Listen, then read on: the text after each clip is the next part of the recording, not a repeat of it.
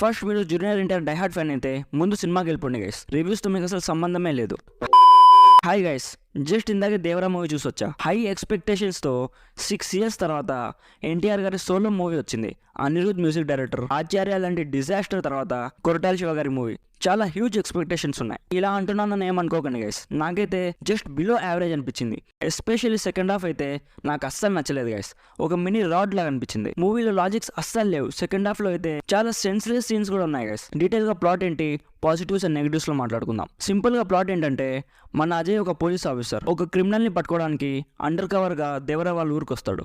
అక్కడికి వచ్చాక మన ప్రకాష్ రాజ్ గారు అజయ్ కి ఫ్లాష్ బ్యాక్ చెప్పడం స్టార్ట్ చేస్తారు. ఆ ఫ్లాష్ బ్యాక్ ఏంటి, అసలు ప్రకాష్ రాజ్ ఎవరు, దేవరా ఎవరు, వరా ఎవరు, బైరా ఎవరు, ఇవన్నీ తెలుసుకోవాలంటే మీరు మూవీ చూడాల్సిందే. పాజిటివ్స్, ఫస్ట్ హాఫ్ చాలా బాగుంది గైస్. ఎన్టీఆర్ ఎంట్రీ సీన్ చాలా బాగుంది. యాజ్ యూజువల్ గా ఆయన ఎక్సలెంట్ పర్ఫార్మెన్స్ ఇచ్చాడు. దేవరా అండ్ వరా రోల్ లో పర్ఫెక్ట్ గా ఫిట్ అయ్యాడు. యాక్షన్ సీన్స్ లో ఆయన ఫేషియల్ ఎక్స్ప్రెషన్స్ చాలా బాగున్నాయి. Dance, emotional scenes, what not, NTR తన ఫుల్ ఇచ్చాడు గైస్. జాహ్నవి ఓవరాల్ గా జస్ట్ 10 minutes ఉంది గైస్. చాలా క్రింజ్ సీన్స్ ఉన్నాయి ఆమె అయితే. నా మనసు పొంగాలి ఉప్పొంగాలి అని తను అంటుంటే నాకైతే నవ్వొచ్చింది. సైఫ్ అలీ ఖాన్ కూడా బాగా చేశాడు గైస్, బట్ తన డైలాగ్స్ కి లిప్ సింక్ లేదు. బట్ ఇట్స్ ఓకే, అతను హిందీ యాక్టర్, బట్ తన పర్ఫార్మెన్స్ చాలా బాగుంది. అనిరుద్ ఫస్ట్ హాఫ్ లో ఎక్స్ట్రాడినరీ బీజిఎం ఇచ్చాడు గైస్. సెకండ్ హాఫ్ లో అంతగా లేదనిపించింది. టైటిల్ కార్డ్స్ చాలా బాగున్నాయి. అప్పుడు వచ్చే బీజిఎం కూడా చాలా బాగుంది. ఆయుధ పూజ సాంగ్ విన్నప్పుడు అంతగా లేదు కానీ స్క్రీన్ మీద చాలా బాగుంది.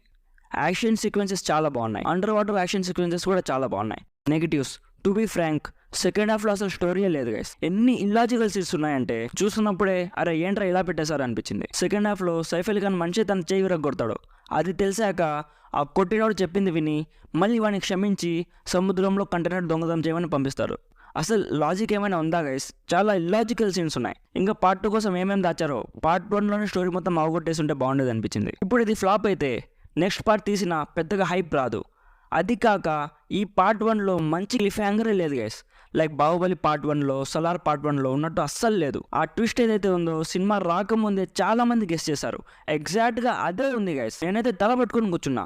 సెకండ్ హాఫ్ మొత్తం ఫుల్లీ డిసప్పాయింటెడ్. ఎన్టీఆర్ కోసం మంచి థియేటర్లో వెళ్ళాలని 60 kilometers జర్నీ చేసి వెళ్ళా guys, but totally disappointed. Baahubali 2 పార్ట్ల స్టోరీని మిక్సీలో వేసి ఈ దేవరా స్టోరీ రాసినట్టుంది. ఇప్పుడు మెయిన్ ప్రాబ్లం ఏంటంటే, ఈ మూవీలో లాస్ట్లో చూపించే ట్విస్ట్ ఏదైతే ఉందో అది ఆల్రెడీ 10 years బ్యాక్ మనం చాలా సినిమాల్లో చూసాం. ఎగ్జాక్ట్గా అదే ఉంది, కొత్తగా ఏం లేదు. జనాలు కొత్తగా ఎక్స్పెక్ట్ చేస్తారని సేమ్ ఓల్డ్ ట్విస్ట్ పెట్టేస్తే సర్ప్రైజ్ అయిపోతారు అనుకున్నారేమో. అసలు బాలేదు గైస్. నేనైతే క్లైమాక్స్లో క్లిఫ్ హ్యాంగర్ ఉంటుందని చాలా హోప్స్తో కూర్చున్నా గైస్. సెకండ్ హాఫ్ బాగాలేకపోయినా అట్లీస్ట్ క్లైమాక్స్ బాగుంటుంది అనుకున్నా.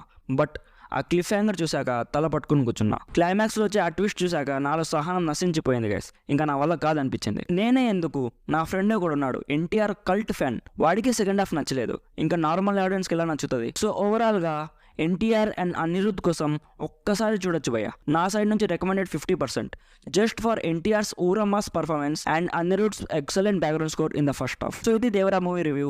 ఆల్రెడీ మీరు చూస్తుంటే మీకు ఎలా అనిపించిందో కామెంట్ చేయండి. వీడియో నచ్చితే లైక్ చేసి మన ఛానల్ని సబ్స్క్రైబ్ చేసుకోండి. ఈ వీడియోని సీరియస్గా తీసుకోకండి గైస్, ఇది జస్ట్ నా ఒపీనియన్ మాత్రమే. మీకు మూవీ నచ్చుంటే I'm very happy. Thank you so much for watching. Meet you in the next video. Bye bye. జై హింద్.